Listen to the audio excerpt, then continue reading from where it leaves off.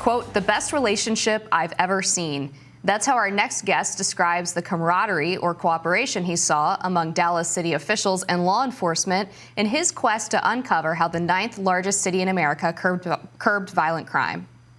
But before we get to him, like almost nearly every big city across the country, Dallas, too, saw an uptick in crime, with the homicide rate spiking between 2017 and 2020. Per Central Track, a local publication there, crime in general continued to surge as the pandemic peaked, but the city saw its crime statistics plunge in subsequent years. Crime has been top of mind in many big cities since the pandemic. Here in Washington, D.C., it has soared, with homicide rates up 37% and near levels not seen since the capital received the dubious distinction of murder capital. Here to talk about Dallas's success shrinking violent crime is senior reporter at the Dallas Express, Patrick Hauf, who embedded with Dallas police and got a firsthand look of how they fought and reduced crime. Patrick, thank you so much for joining us here in studio. So you actually did a ride along with the Dallas police, and they took you to some of these hotspot areas where there's a lot of crime going on, and also walked you through their strategies on what they're doing to curb violent crime. But I'd love to just hear a little bit about your experience and the ride along and what that was like. Yeah, it was really interesting to get the up close perspective. I was with their unit that focuses on organized crime and violent crime, and so a lot of it was intelligence work. A lot of, one specific anecdote that really stood out was us sitting in an apartment complex watching obvious drug dealers, but they're not doing these tiny little arrests. They're trying to find repeated criminals. They're trying to get to the root of the problem, get warrants, raid these drug dens. And they observed the same man go to this apartment complex a couple days in a row with the same Gucci bag, driving a Mercedes, which they figured out was an expired tag. They tail him. We were in a covert car, so it wasn't marked.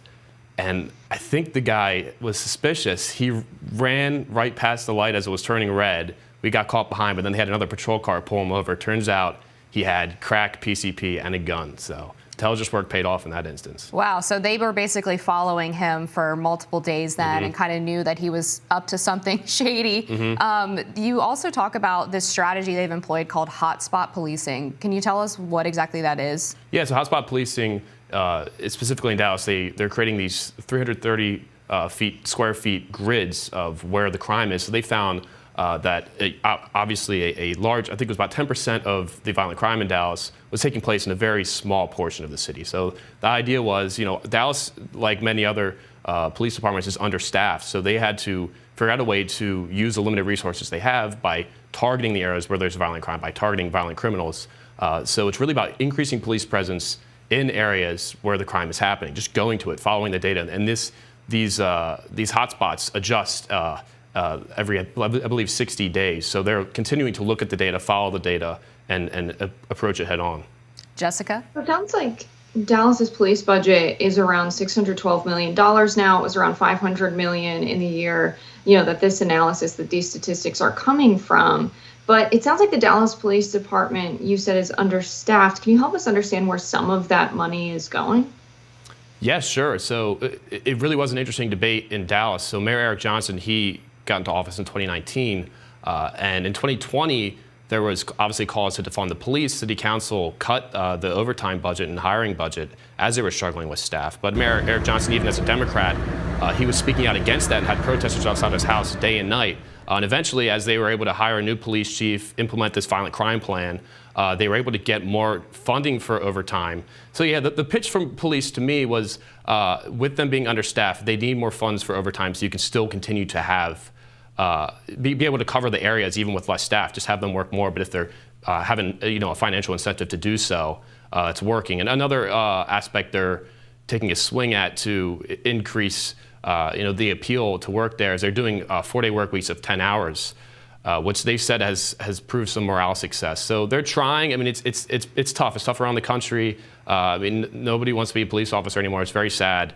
But they're finding ways to make it work. It's not perfect. There's still a lot of work to be done there for sure. Homicides actually did go up last year in Dallas, which is worth noting. But every other violent crime statistic went down as it did in 2021 and 2022.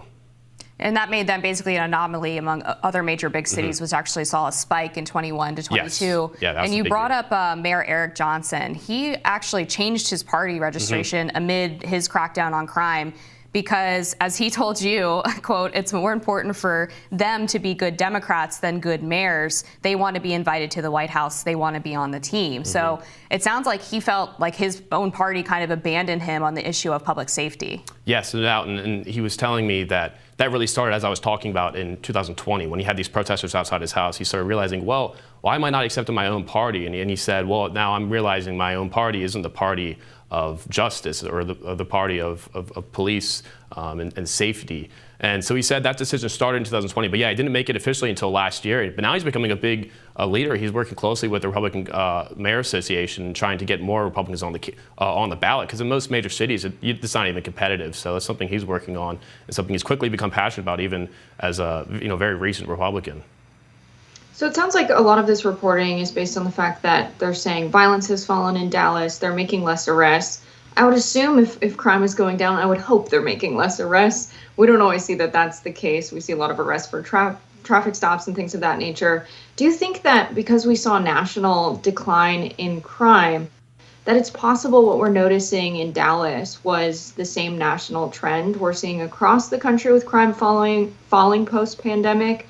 What do you see in the data that allows you to credit the hotspot tracking or other police practices instead? Yeah, no, fair question. What really stands out if you look at 2021. So in 2021, crime was still going up nationwide generally, especially violent crime. But Dallas, they implemented this new violent crime plan in May of 2021, which had this hotspot policing as the real core aspect. And you started to see instant results in 2021. Every single measure of violent crime went down. Same in 2020-22. As I said, homicides did go up in 2023. And as you mentioned, in 2022 and 2023, generally crime has gone down from the pandemic highs. But 2021 is what really stands out because most of the country was still struggling with these crime issues, and Dallas implemented this new plan with this new police chief and saw some quick success that's continued. It sounds like the data shows that violent crime dropped 1.7% nationally and a 6.1 decrease in the murder and non-negligent manslaughter nationally. So it does sound like crime was going down nationally. In 2021? Yes. Mm-hmm. Okay, that's just the overall figure on violent crime. Yeah, no, I was comparing it in my piece to a lot of different major cities. I mean, obviously it depends. And property crimes are also a big problem, which Dallas is as well struggling with. But yeah, no, it's a fair point. Crime has gone down overall, but I think what you're seeing Dallas at the local level is just a clear change in the data once they implemented that violent crime plan, and it was pretty significant in 2021. And I think no coincidence at all, as it showed in 2020-22 with every single measure going down. Yeah, I do think it's important to, contrast the national average with what was happening in major cities at the time, like Washington, D.C., New York City, Atlanta, et cetera. But I think it's important, too, to distinguish this hotspot policing from the broken windows policing theory, because it's actually more targeted than that. Broken windows, of course, is this theory that if you crack down on lesser crimes, that you end up basically swaying people away from committing more violent crime or more major crimes. But hotspot policing, it sounds like, is actually trying to make do with fewer arrests by focusing on the serial repeat offenders and people who are committing the worst crimes. Can you talk a little bit more about how Dallas actually got to this method and how they distinguished it from broken windows? Yeah, sure. No, it's something they emphasize a lot to me, the police department and leadership. They don't want to just, a lot of the stereotypical ideas in New York City in the 80s and 90s, right, where you're just pushing people against the wall and filling them up. No, they want to find, they're targeting repeat offenders, they're targeting areas with high crime. And they're doing simple things even like increasing lighting in areas or cleaning up vacant lots. So the idea is, going to where the issue really is and doing intelligence work. So the unit I was with, they're focused on organized crime. They're really observing and taking their time, which I saw pay off in a lot of arrests. And there are increase in warrant arrests in a lot of specific times since they enacted the crime plan, as overall arrests decrease because they're targeting those repeat offenders. They're targeting those organized criminal organizations that they're gathering intelligence on constantly. It sounds like a big problem in 2021 for a lot of this reporting nationally is a lot of cities just didn't want to participate in the national crime reporting. We've seen that kind of turn around. We have a lot more data for 2022, 2023. But what would you credit these cities not turning over their crime data to the press and to the FBI national reporting system to? Yeah, I mean, I couldn't tell you with any sort of confidence, but obviously they were seeing spikes in crime, so there's less of an incentive there. But yeah, I mean, I couldn't say myself.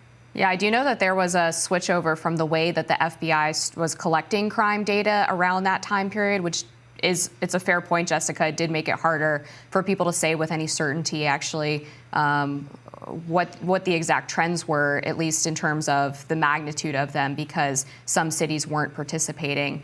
Patrick, one final question for you before we have to let you go. You mentioned this work that they were doing, turning on lights in some neighborhoods or cleaning up vacant lots. That's not something you typically hear police departments doing, that sort of community outreach and engagement. I'm sure that takes time and effort and money, but they feel like it's worth it. Yeah, and a lot of that was not necessarily the police department themselves, but coordinating with different city agencies. Okay. Yeah, the violent crime plan they implemented wasn't just for the police department too. They were trying to find ways to use all the city resources to address the problem. And yeah, a lot of it's just simple cleanup. I mean, there's studies and data on just the simplicity of increasing lighting. When a crime is visible, it's less likely to be committed. That's why crime's committed at night. So if you find those areas where there's high crime and low lighting, simply putting on the lights can make a difference. So sometimes the solutions aren't as complicated as we think if we just follow the research. All right. Well, thanks, Patrick Hauf with the Dallas Express, and your piece is in the this April edition of the Spectator magazine. Thanks so much for joining us. Thanks for having me.